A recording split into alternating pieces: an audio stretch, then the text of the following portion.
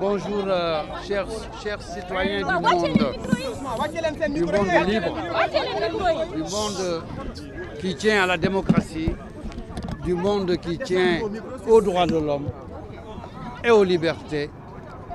Je voudrais dire, au nom de mes confrères avocats du Sénégal, de Paris, de Montpellier et de toutes les villes du monde qui tiennent aux libertés, au respect du droit, qu'aujourd'hui, nous sommes tous en état de choc. Nous sommes tous en état de choc.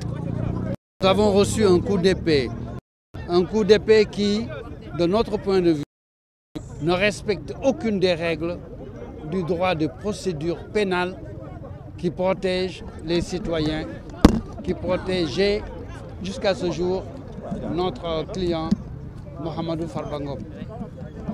Nous allons nous battre. Nous parviendrons, et je dis bien nous parviendrons, à montrer au monde entier les grandes irrégularités qui ont gouverné cette procédure jusqu'à l'emprisonnement de Farba Ngom.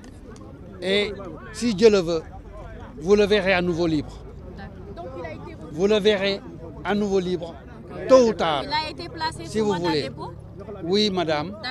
Monsieur Mohamedou Farba Ngom est placé sous mandat de dépôt pour des faits qui n'ont pas été énoncés, pour des faits encore mal établis, pour ne pas dire non établis, sous des accusations qui n'avaient pour but que de le mettre en prison. Et pourquoi ça a pris autant de temps alors?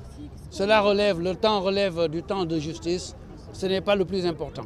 Le plus important est que, au moment où je vous parle, Mohamedou Farba Ngom est dirigé vers la prison sur une accusation qui ne tient pas, sur une procédure qui ne respecte pas ses droits. Et nous-mêmes avocats, dans notre unanimité, nous disons que la bataille ne fait que commencer. C'est un travail compliqué, ne vous fatiguez pas. Me poser des questions de fond. Je ne rentre pas dans les droits bafoués, je ne rentre pas dans les chefs d'inculpation. C'est un débat que nous avons tenu avec les juges plus de 3 heures. Donc ce n'est pas la première que je ferai ce débat. Si wolof dama ne ñun avocat wu Sénégal yi fukk ak ñaar ak avocat bi jóge Paris, avocat yi jóge moom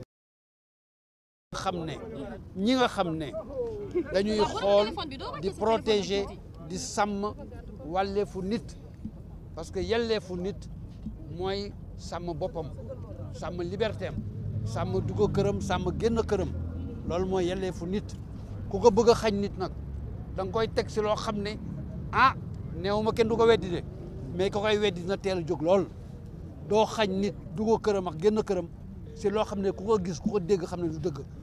C'est nag ñàkk dëgg gi tax ñu yóbbu ko wallaahi laa wax dinañ ko wane ba Sénégal yëpp gis ko ba àddina bi yëpp gis ko te dina génn. du ma wax liñ ko jiiñ ndaxte dafa compliqué si droit mënu leen koo xam.